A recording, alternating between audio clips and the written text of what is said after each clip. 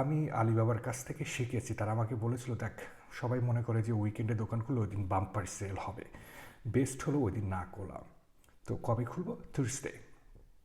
Thursday যদি আপনি খুলেন তাহলে আপনার কাছে উইকেন্ডের জন্য 4 দিন সময় থাকে। থার্সডেতে আপনার সেল যদি আসারও না হয়, আপনার ফ্রাইডে আছে উইকেন্ড, স্যাটারডে সানডে, সো আপনি 4 দিন সময় পাচ্ছেন।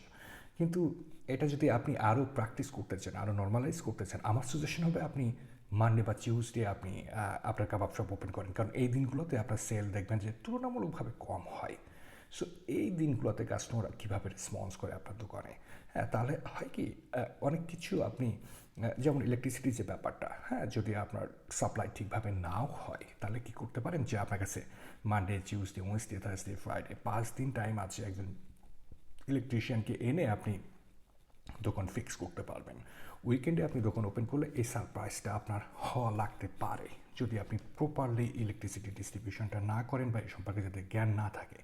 আর যারা একদম নতুন তারা আমার বেস্ট হয় যে একটা রানিং দোকান যদি আপনি অল্প টাকার মধ্যে কিনে দেখুন, এটা আমি বলছি না এখান থেকে আপনাকে বিজনেসই হবে, এটা আপনি হয়তো সার্ভাইভ করে যাবেন এই দোকানে, কারণ একটা দোকান কিন্তু চললে কেউ বিক্রি করে। আমি দেখেছি যে এটা দোকান যখন চলে না তখনই তারা বিক্রি করার চিন্তা ভাবনা করে। খুব কমই লোক আছে যারা ভালো 3,000 টাকার দোকান সেল হচ্ছে প্রত্যেক দিন, তারপরে কাবাব বিক্রি করছে, এমন দোকান খুব কমই আছে।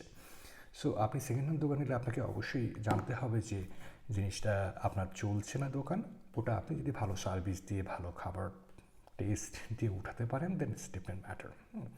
তবে আশা করতে পারেন আমরি কোন থেকে আপনি কোনো বুম পাবেন না।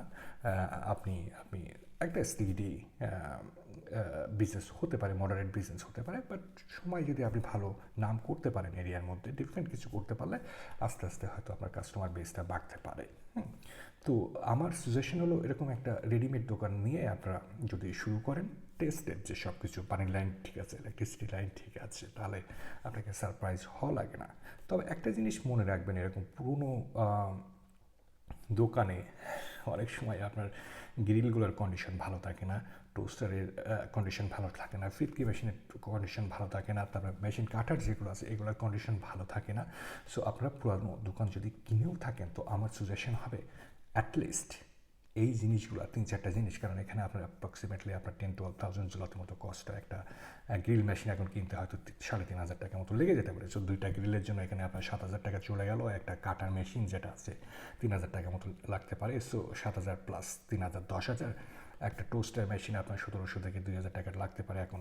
সো 12,000। আর একটা ফিটকি মেশিন 5 থেকে 700 টাকা বা 1,000 টাকা দিয়ে আপনি কিনতে পারেন। সো এই 12-13,000 টাকা আপনি আমার মতে ইনভেস্ট করা, পুরনো দোকান নিলেও এই জিনিসগুলোতে আপনি ইনভেস্ট করবেন, কারণ এটা কিন্তু আপনার জিনিস। দোকান যদি কোনো কারণে আপনি ছেড়েও দিতে চান তাহলে আপনি অন্য দোকানে নিয়ে যেতে পারবেন। সো পুরনো দোকান কিনলেও এই জিনিসগুলো আপনারা দেখবেন যদি ভালো না থাকে তো নতুন কেনার চেষ্টা করবেন, কারণ যেদিন কাস্টমার আসবে আপনার দোকানে সেদিন যদি তারা সারপ্রাইজড হয়, সেদিন যদি আপনার গ্রিল নষ্ট হয়ে যায়, আপনার টোস্টার নষ্ট হয়ে যায়, ফ্রিজ মেশিন নষ্ট হয়ে যায়, তাহলে কিন্তু ডিজাস্টার হবে। পুরানো দোকান নিলে আপনার এই জিনিসগুলোতে একটু ইনভেস্ট করবে, এটা আমার প্র্যাকটিক্যাল সাজেশন হলো। ইনফ্যাক্ট গতকালকে আমি এক ভাইয়ের সাথে কথা বলছিলাম, তিনি এরকম পুরানো দোকান নিয়েছেন। তার আনলাকি হলে যেটা হয়, তার এই ডিজাস্টারগুলো হয়েছে। প্রথম দিনেই উনি একটি মাত্র গ্রিল দিয়ে কাবাব বিক্রি করেছেন, তারপরে আপনার টোস্টার মেশিন যেটা আছে সেটা আপনার নষ্ট হয়ে গেছে, তারপরে উনি নতুন একটা কিনেছেন সেটা আসছে ভাঙা। সো উনি জানুয়ারির 4 তারিখ ওপেন করেছেন, ফার্স্ট মান্থ ওনার খুব সারপ্রাইজিং একটা, একে তো জিম্ন, একে তো ঠান্ডার সময় জানুয়ারি মাস, তারপরে এরকম নতুন দোকান ওপেন করে যদি ব্যাড এক্সপিরিয়েন্সগুলো কাস্টমার পায় তাহলে কাস্টমার খাবার নিয়ে কোনো তো ডিসস্যাটিসফ্যাকশন নাই, বাট দেখুন যে সার্ভিস, আমি হয়তো চিকেন খেতে পছন্দ করি, আমি আপনাদের দোকানে এসে চিকেন পাচ্ছি না, হ্যাঁ, আমি বারানিনা আপনি লাগিয়েছেন, অথবা আমি বারানিনা পছন্দ করি, আপনি চিকেন লাগিয়েছেন, জিনিসটা একটু একটু সারপ্রাইজিং হয়ে যায়। সো বেস্ট হলো এই জিনিসগুলো আপনারা আগে থেকে টেস্ট করে নেবেন। So thank you very much সাথে থাকার জন্য।